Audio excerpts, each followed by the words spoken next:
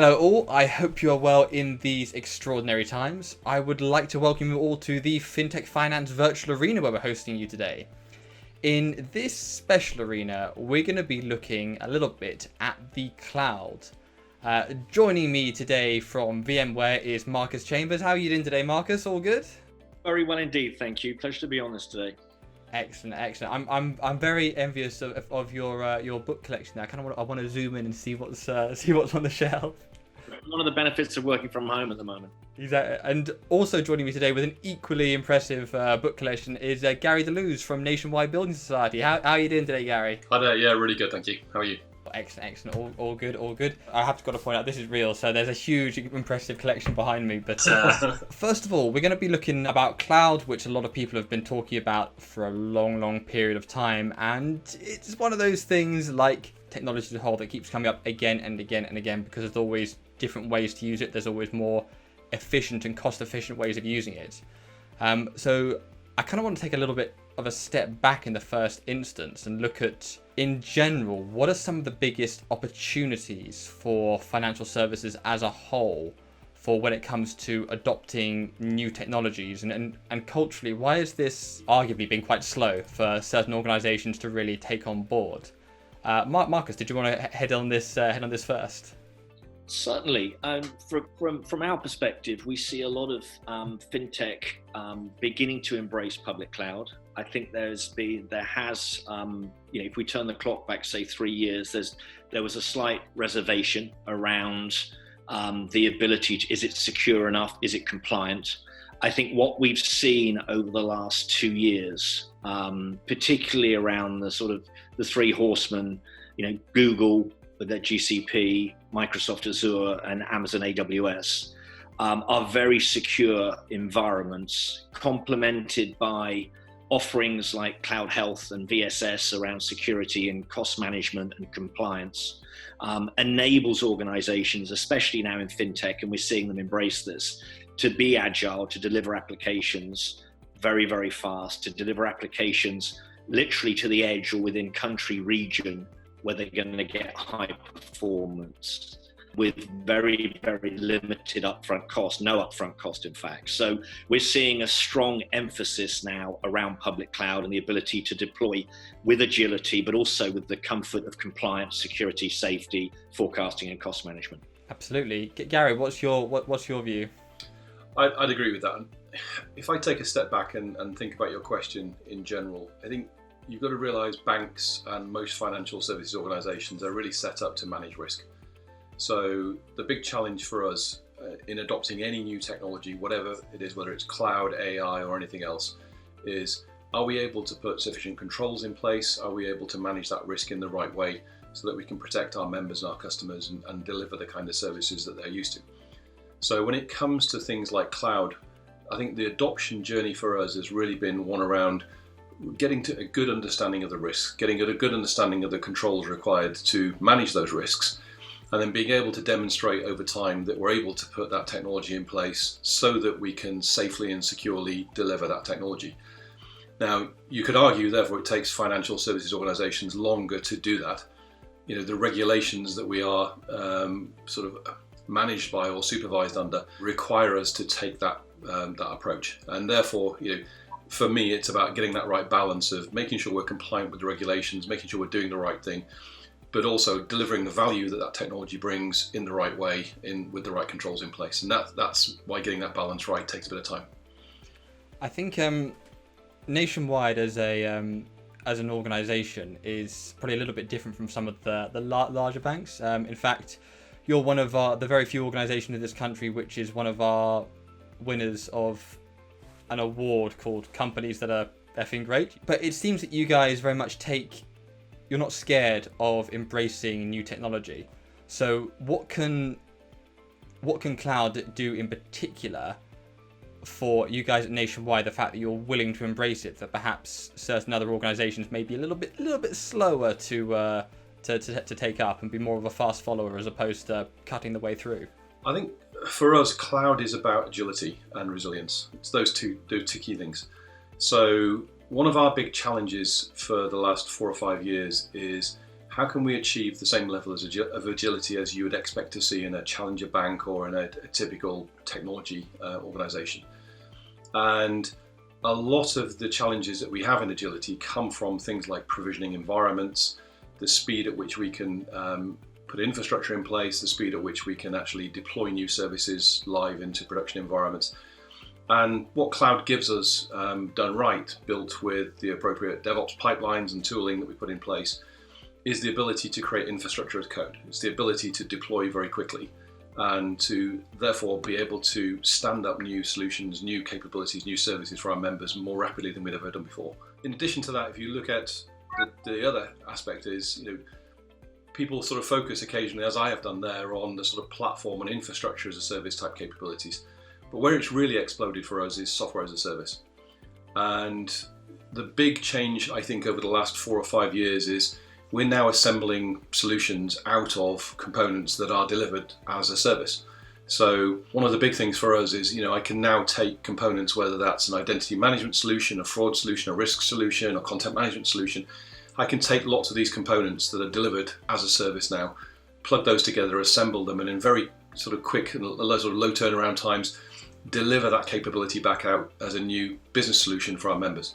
So that combination of those building blocks, those services, together with those platforms, those environments I can stand up really quickly, that's accelerated the journey to value massively. And done right, engineered in the right way, we can deliver that in a way that is far more resilient than our typical on-premise technology. Absolutely. Marcus, did you want to weigh in on that?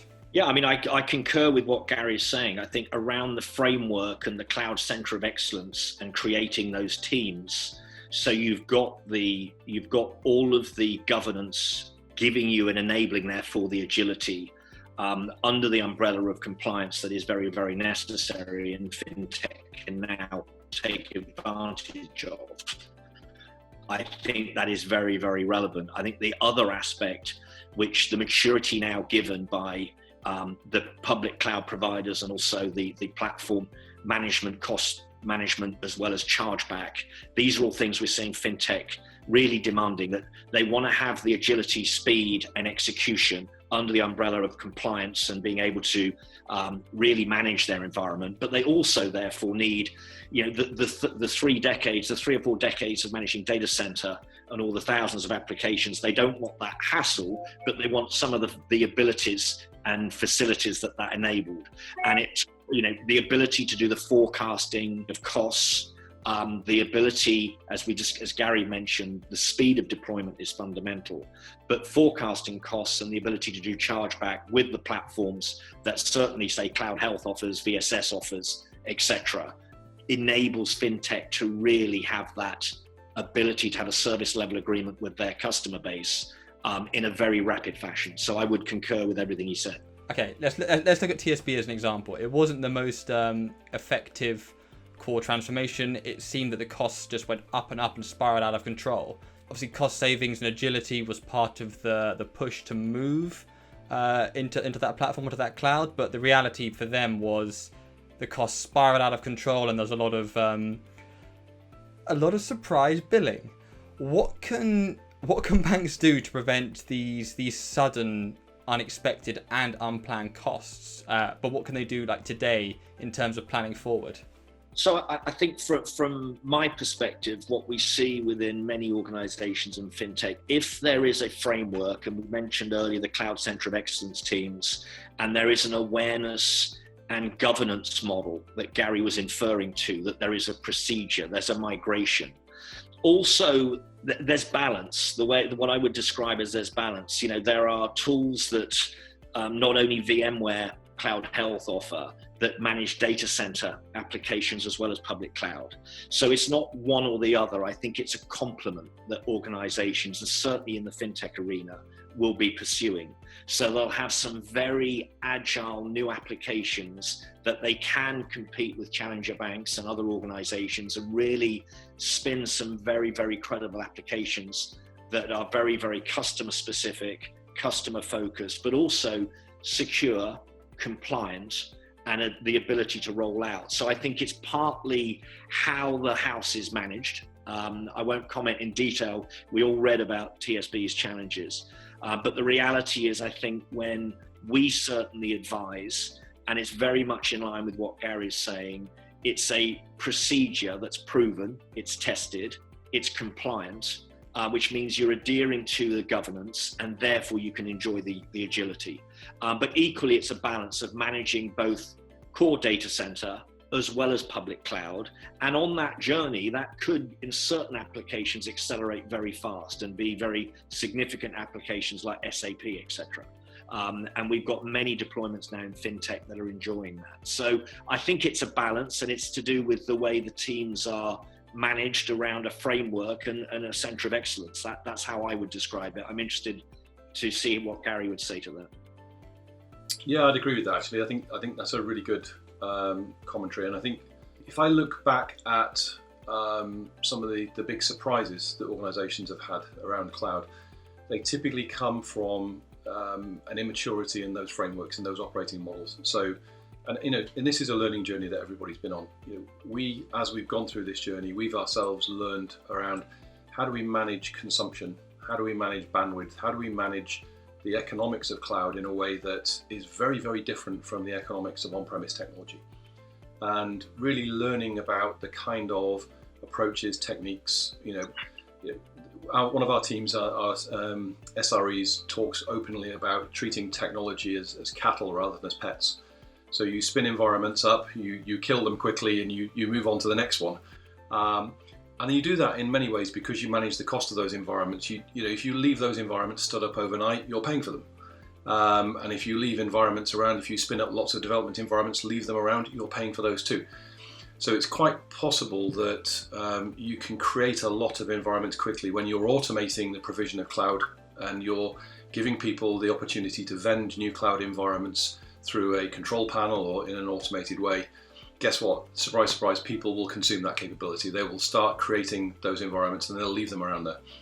So it's really important to have those capabilities to monitor, to manage, to maintain, and to use the technology in the right way. And the other aspect of that as well that I think can come as a surprise for people is, most organizations like ours are typically run on large amounts of cyclical CapEx investment that you plan for and you implement over a large number of years. And therefore, when you look at putting new infrastructure in place, you're depreciating that over a 5-year period, typically, or 3 years in some of the channel-based spaces. When you move to cloud, you're moving to OpEx. So you're moving to a consumption model where you're paying basically for the amount of capacity you're consuming on demand. And the biggest surprise I think most organizations have had, and the hardest thing to deal with, is that shift from a CapEx model, where by and large you can defer and depreciate over a longer period of time, to an OpEx model where there's a higher revenue charge up front. And you're then starting to work out, okay, not only do I have that CapEx to OpEx shift, but I also have now more consumption than I expected to have, so I need to be able to manage that too. So it's really about learning about that shift in paradigm, understanding the controls you can put around it, and understanding the framework so that you're consuming in the right way, and you've got your different mindset around the economics of cloud and how you better manage that cost. I love that analogy. I'm definitely going to be stealing that, of technology being treated like cattle as opposed to like pets. There's a lot of talk around public cloud and private cloud. Could we just break down what the difference is, but also what the difference means for your bottom line, for the return on investment? Yeah, let me have a go at that. So for us, if I think of typical public cloud solutions, they're typically those available over the internet that are available to everybody. They're typically multi-tenanted, on-demand type solutions. And the benefits of that are typically you pay for what you use, you can scale it up elastically, you can scale it down on demand. And also the GCPs, the AWSs, the Azures of this world, the Microsoft, they've put a huge amount of investment into those public cloud services. So typically what you're buying into is high degrees of security, high degrees of automation, high degrees of capability that is available to everybody. So you're buying a service and you're getting all of that baked in, which is fantastic. Private cloud, typically dedicated to a consumer. They're typically single tenant as a result of that, have some form of dedicated infrastructure. Quite often that can drive you, as I mentioned, towards more capital investment up front, or partly capital investment up front. Because you're putting that into a dedicated environment, it typically isn't quite as elastic or isn't quite as linear in terms of its elasticity as a public cloud service.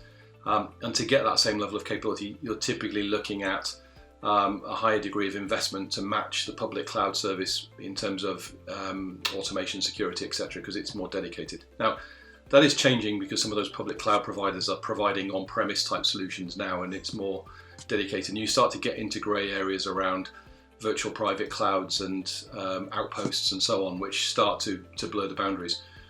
But typically for us, the kind of usefulness of private cloud is more to do with, where we have challenges on things like latency that, public cloud use might actually cause a problem for, or as I mentioned around the CapEx OpEx shift, as a staging post in the evolution towards cloud, sometimes a private cloud capability can give you a place to go to mean you don't necessarily have to invest in more on-premise technology for a period of time, and you can get some of the benefits of cloud, but without the full shift to an OpEx pay-as-you-go type service.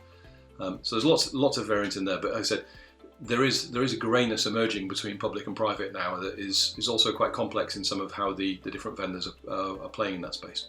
I would concur with what you've said there, Gary, very much. And I'd also say there's staging post journeys as well from private cloud to public cloud. If we look at VMware have an offering with VMC to be able to manage a private cloud environment on Amazon infrastructure. So it gives organizations that staging post journey to the public cloud, but they're actually adopting the huge scale and ability of Amazon, but having the ability with VMC from VMware to manage the environment like a traditional public cloud without the huge upfront cost, without the huge over provisioning. So you get more of that public cloud agility, but more of the feel of your private cloud. So I think, to Gary's point, it's a complex journey, and organizations want almost a single pane of glass dashboard to see the public cloud arena, and many fintech organizations, I'm interested in Gary's strategies, they will look at maybe 2 public cloud vendors, and will go with 2 public cloud vendors for certain applications, data analytics, etc. They might go towards GCP, and they might then therefore have a strong Azure relationship with Microsoft and or AWS. But certainly 2 of the 3 main horsemen, knowing they'll maybe have a staging post for vRealize with VMware, with VMC, and the ability to have that single pane of glass and elasticity to manage both environments is quite relevant. So I think we've seen a huge amount of maturity. It gives that ability for organizations to offer that agility with the confidence that Gary mentioned around security, and the ability therefore to be compliant. And it's a journey. Organizations offer a lot of cloud center of excellence. Organizations internally that Gary referenced are going to build their own expertise. But I was particularly intrigued with the OpEx sort of subscription license versus the perpetual CapEx. And again, that's a very significant shift that I think we're going to see more and more of software as a service in the OpEx subscription model. And that's certainly the public cloud arena, how we eat, breathe, and digest that consumption as we sort of move away from the data center. I have a very black and white question, which I suspect is not going to have a very black and white answer. For financial services as a whole, a lot of regulation, a lot of personal data being held. What's safer, public or private? I will give you my take on that, but I'm intrigued to hear what Gary says, because I'm sure that's to a certain extent what keeps them awake at night. I'll jump in and say, from the experience I've had, I've been in the IT industry for this is my 4th decade, 34 years. So I did the sort of mini mainframe, then the client server, centralized, distributed, back to centralized. So all aspects of application storage, compute, server. What I would say is well-managed organizations manage their private data centers incredibly well. The burden and weight of that is many, many legacy applications and many, many different security products. And we're talking tens and hundreds. So it's the financial burden, the people process. So yes, it's secure. at least 5 nines, I would suggest. But what I've been experiencing in the public cloud arena over the last 3 years, there's been extraordinary strides forward with the scale and emphasis that the likes of AWS, GCP, and Azure put in play for preserving the integrity and security.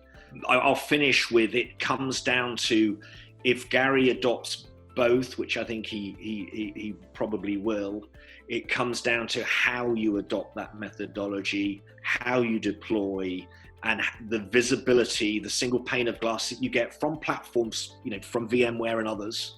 That, we've got 11,000 customers around the world using public cloud platform for part of that cloud center of excellence. I think if you deploy it well, you will be very, very secure. If you don't deploy it well, you'll have exposure. That's the way I describe it. I would agree entirely with that. It's a really tough question. So I would love to say that what we do and how we secure our environments, our technology, we take this incredibly seriously, and we put a lot of investment into securing our data centers, all of our own technology. However, we can't get close to the level of investment that the likes of Microsoft and Amazon are putting into their public cloud infrastructures, and Google. And therefore, when I look at what they're doing, when I look at the scale of investment, and look at the capabilities they're building, on the surface, given the complexity of the estate that we run, given 50 years worth of IT built up layer by layer, and the challenges that we have in managing that complexity on a day-by-day basis, the risks that we face in that environment are significant. The legacy-free environments that the public cloud providers run, by and large, are super scaled, but orders of magnitude simpler. The security technologies they wrap around those are phenomenal. So, like I said, I would love to say that we are as good as the likes of the hyperscalers, and in many respects we are. But I do believe they probably have the edge on us just because they have the depth of pockets in terms of their ability to invest in this space that we don't have, and that's one of the reasons why we're adopting their technology and using their services. You mentioned something as well around the public cloud, likes of AWS and such, that you got that scalability. I'm going to use the U word, unprecedented times. I had to wait over an hour to get on the B&Q website when we first went into lockdown, because they didn't have the ability to scale up. Never had to wait with Nationwide. Any of my annoying tweets to your social media team is often usually about sort of 5 or so minutes. How have you managed to do that? How have you actually been able to, with increasing and probably quite a variety of different services happening because of the lockdown, how have you been able to increase in scale? And similarly, Marcus, with some of your customers, what are some of the areas that you're seeing scale up but equally scale down? Okay, so from us, a whole load of different solutions to the problem. So, one of our biggest challenges was overnight we had to take about 12 to 13,000 people and make them work remotely. And most of those people had not really worked remotely, certainly not at the level that we were asking them to do before. So we pivoted very, very quickly. We signed a contract with Microsoft about a year ago for Microsoft Teams. We've been rolling the technology out.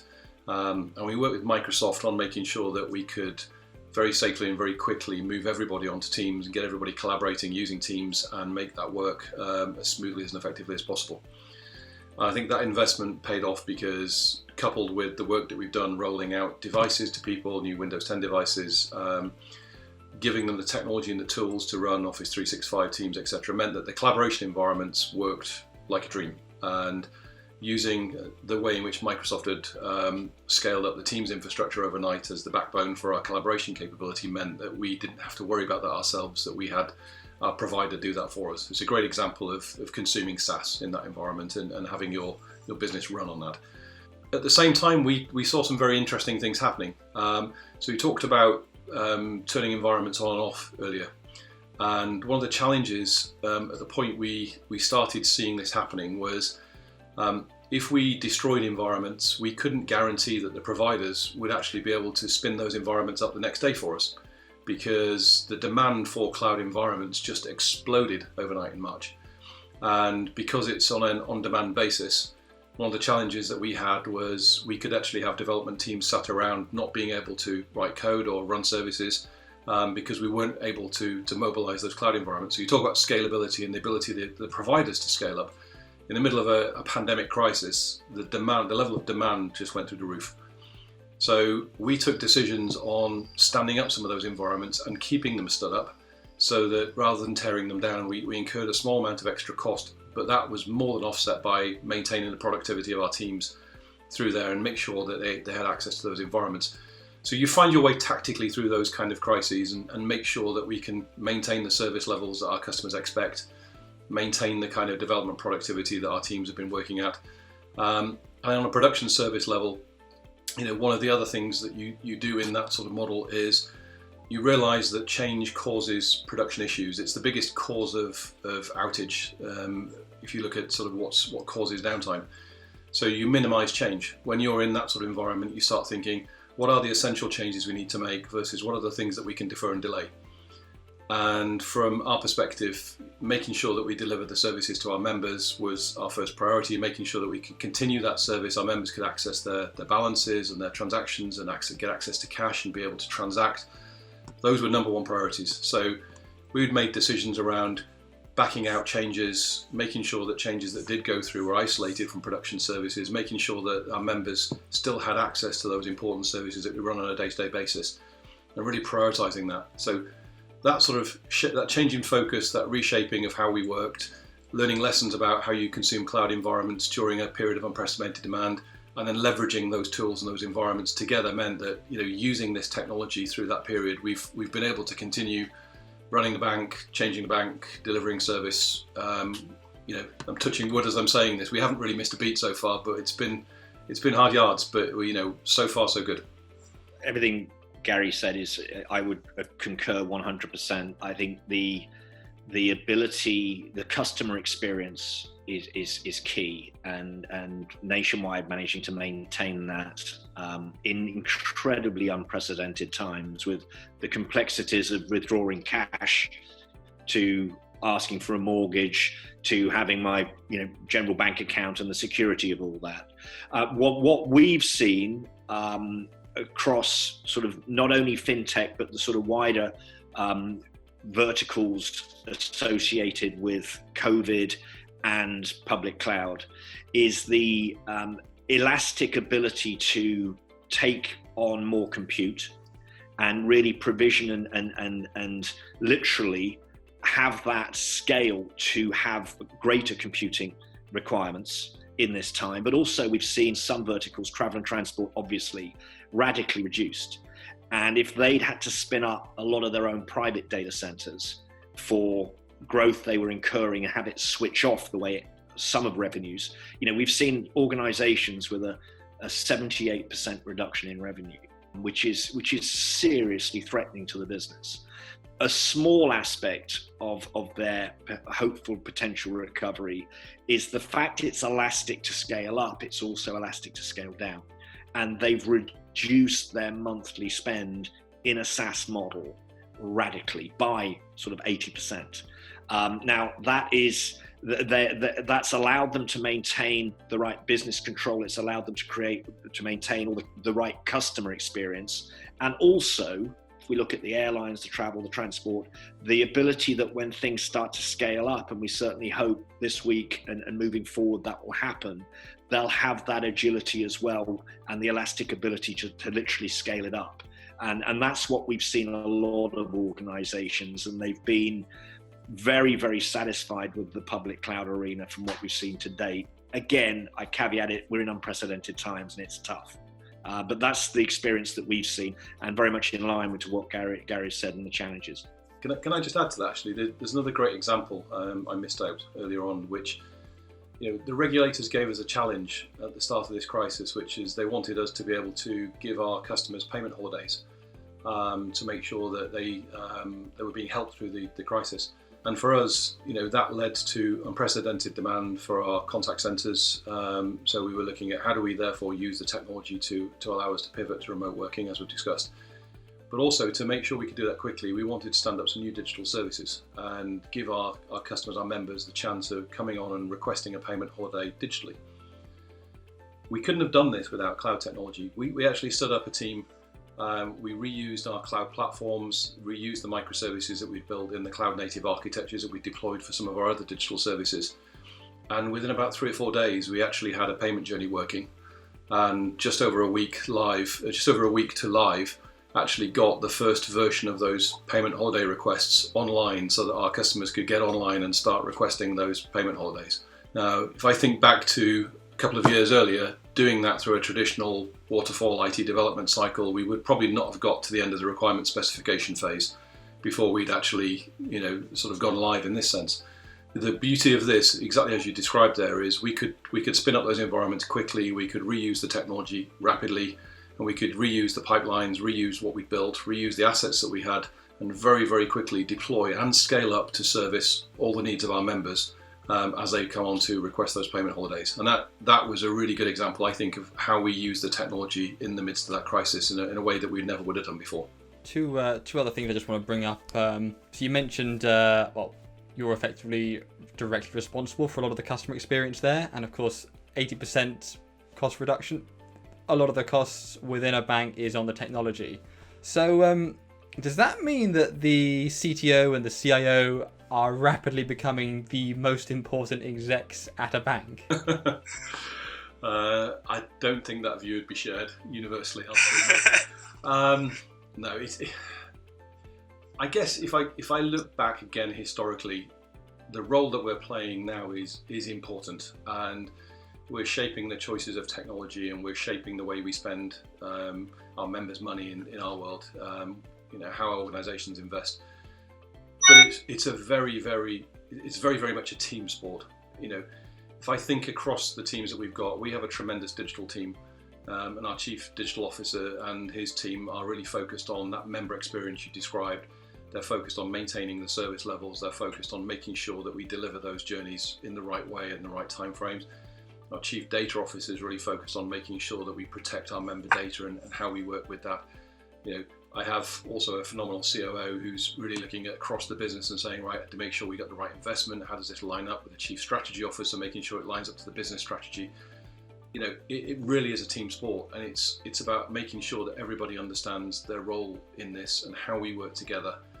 And I think, for me, teams are really formed when it gets tough, when the going gets tough, and you really have some challenges to work through, because that's when you start working really hard with your back to the wall and saying, right, who's going to do what? Who's going to drive which bit of this answer, and who's leading on this? So, whilst I'd love to think that we are more important, my experience certainly over the last 6-12 months is, it's a real team sport, and we have to work together to get this done. The last thing I kind of want to touch on as a whole is what is next in the world of cloud-based services? What is, particularly in financial institutions, what's the and this could be a whole other discussion, but where are we going to be in about 5 years' time? What's kind of next on the agenda for SaaS-based services? I think, Gary, I'm happy to jump in there with a crystal ball to a certain extent. But I think if we look at AI and what's going on with AI and the intelligence, everyone's already using many algorithms, but with AI becoming more meaningful, more real, faster, quicker, smarter, it allows us to keep maturing and going to that next stage. I think public cloud becomes, for what we've discussed over the last sort of 40 minutes or so, becomes the natural platform to deliver that type of intelligence. So I think from a VMware perspective, it's all around simplification.